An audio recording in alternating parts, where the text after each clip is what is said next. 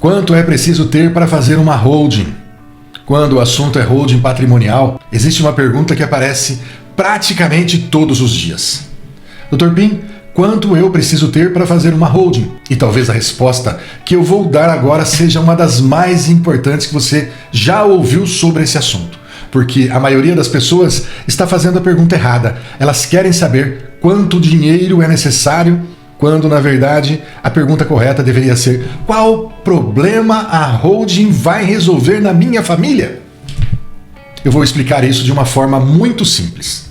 Meu nome é Alexandre Pim, sou advogado, atuo há muitos anos com planejamento patrimonial, tributário e sucessório. Ao longo da minha trajetória, tenho ajudado famílias a organizar o seu patrimônio, estruturar a sucessão entre gerações e compreender, dentro da legalidade, quais impactos que envolvem essa construção. O meu objetivo aqui não é vender soluções, mas ajudar você a entender como determinadas decisões podem impactar no futuro da sua família. Por isso, nesse vídeo, eu quero responder uma das perguntas que mais recebo. Quanto patrimônio é preciso para fazer uma holding? Imagine duas pessoas. A primeira possui um patrimônio de R$500 mil, um único imóvel. Tem 2 filhos, os filhos se dão bem, não existe empresa, não existe imóvel de locação, não existe preocupação com administração patrimonial, não existe conflito familiar. Agora imagine uma segunda família, patrimônio de R$500 mil também. Exatamente o mesmo valor, mas aqui 4 imóveis, filhos de relacionamentos diferentes. Um dos filhos participa da administração dos bens, o outro mora em outra cidade. A família já possui divergências sobre o futuro do patrimônio. Percebe? O patrimônio é exatamente igual, mas o problema é completamente diferente. E é justamente por isso que não existe um valor mínimo definido em lei para construir uma holding. Nenhuma lei diz que você precisa ter 1, 2 ou 5 milhões para a construção dessa estrutura. Isso simplesmente não existe. A holding não nasce por causa do tamanho do patrimônio. Ela nasce por causa da complexidade daquele patrimônio e dos objetivos daquela família. Esse é o ponto que eu gostaria que você entendesse. Muitas vezes, a pessoa possui um patrimônio elevado e não precisa de uma holding naquele momento. E muitas vezes, outra família possui um patrimônio relativamente menor, mas já apresenta características que justificam a estrutura. Agora vamos falar de um erro muito comum. Existe uma crença que holding é uma ferramenta exclusiva para pessoas extremamente ricas. Isso não é verdade. A origem da holding nunca esteve relacionada à riqueza. Ela surgiu como uma forma de organizar participações ativas e estruturas empresariais. Com o tempo, esta lógica passou a ser utilizada pelas famílias, cujo objetivo é organização, governança, planejamento patrimonial e sucessório. E não simplesmente ostentação patrimonial. Muitas pessoas imaginam que a holding é algo como um privilégio dos grandes empresários. Mas a realidade é que a maior parte das famílias que procuram planejamento patrimonial são famílias comuns. Médicos, dentistas, comerciantes, produtores rurais, profissionais liberais, famílias que trabalham durante décadas para construir o patrimônio e agora desejam organizá-lo. Então vamos fazer uma pergunta diferente? Quando eu começo a enxergar sinais que uma holding pode fazer sentido na família? O primeiro sinal é a quantidade de bens, não necessariamente o valor, mas a quantidade. Quando uma família começa a acumular imóveis, terrenos, salas comerciais, chácaras, apartamentos ou outros ativos, a administração natural se torna mais complexa. E quando há maior complexidade, maior a necessidade de organização. O segundo sinal é a sucessão. Toda família possui sucessão. A diferença é que algumas organizam isso enquanto estão vivas, outras deixam para resolver esta questão depois. E normalmente, depois custa mais caro, demora mais e gera mais desgaste. O terceiro sinal são os conflitos potenciais. Muitas vezes a família está em paz hoje, mas o planejamento não é feito para o hoje. Ele é feito para o futuro. E ninguém consegue prever como serão as relações familiares daqui a 10 ou 20 anos. O quarto sinal é a necessidade de governança. Quem administrará os imóveis? Quem tomará as decisões? Quem receberá os dividendos, os rendimentos? Quem substituirá os patriarcas quando esses não estiverem mais presentes? Essas perguntas precisam de respostas. E a holding permite criar essas respostas de forma prévia.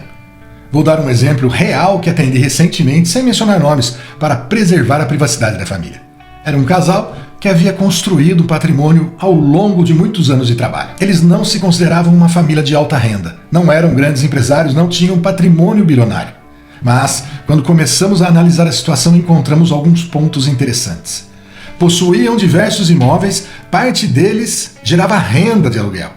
Tinham filhos e, embora a família fosse muito unida, já existiam opiniões diferentes sobre a administração dos bens do futuro. Perceba uma coisa, nenhum desses pontos isoladamente representava um problema. Mas quando você junta tudo isso, sucessão, imóveis e diferentes interesses familiares, a complexidade começa a aumentar. E foi justamente aí que a holding passou a fazer sentido na vida daquela família. Não porque eles tinham um determinado valor em patrimônio, mas porque precisavam organizar a forma como aquele patrimônio seria administrado, protegido e transmitido para a próxima geração. Agora imagine, se eu tivesse olhado apenas o valor dos bens, talvez eu chegasse à conclusão errada. Porque o que justificava a criação da estrutura não era o tamanho do patrimônio, era a necessidade de organização daquela família. E esse é um detalhe que muitas pessoas ignoram. Quando alguém me pergunta quanto precisa para ter uma holding, normalmente está olhando apenas para números. Mas eu preciso olhar para as pessoas, para a dinâmica familiar.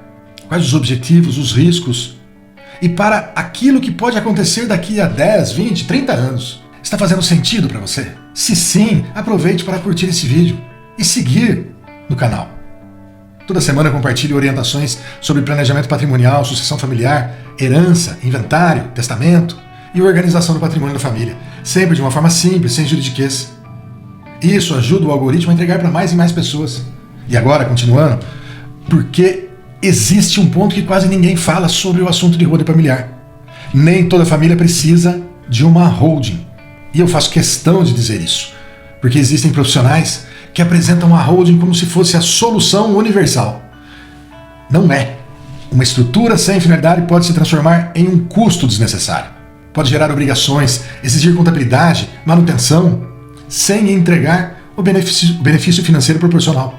E é exatamente por isso que eu sempre digo, primeiro vem o diagnóstico, depois a ferramenta, nunca o contrário. Imagine uma pessoa que chega ao médico e diz: doutor, quero fazer uma cirurgia. O médico vai responder: mas qual? Qual é o problema? Porque ninguém escolhe uma cirurgia antes de descobrir a doença. Com a holding é exatamente igual. Primeiro identificamos o problema, depois avaliamos se a holding é a ferramenta adequada. Uma outra pergunta que é muito comum: Dr. Pim, qual é o patrimônio que normalmente começa a fazer sentido procurar uma holding? Na prática, muitas famílias começam a estudar a estrutura quando já percebem que construíram um patrimônio relevante, desejando evitar que tudo aquilo fique desorganizado no futuro. Mas isto varia muito de caso para caso. Não existe um número mágico. O que existe é contexto. E o contexto sempre será mais importante que o valor isolado do patrimônio. Eu gosto de dizer que ninguém faz uma holding por causa do patrimônio. As pessoas fazem uma holding por causa das pessoas, porque patrimônio sem organização pode gerar problemas, mas patrimônio organizado pode atravessar gerações. E esse é o verdadeiro objetivo do planejamento patrimonial. Não é apenas falar de imóveis, não é apenas falar de empresas, de sucessão. É falar sobre continuidade, sobre preservar aquilo que uma família levou uma vida inteira para construir. Então, se você me perguntar hoje, quanto eu preciso ter para fazer uma holding? Minha resposta será: talvez esta não seja a pergunta importante. A pergunta correta é: minha família possui problemas ou objetivos que uma holding poderia ajudar a resolver? Quando encontramos esta resposta, o valor do patrimônio passa a ser apenas um detalhe dentro de uma análise maior. E é exatamente por isso que toda estrutura deveria começar por um diagnóstico sério e individualizado. Porque cada família é única, cada patrimônio é único. E, por consequência, o planejamento patrimonial também deve ser único.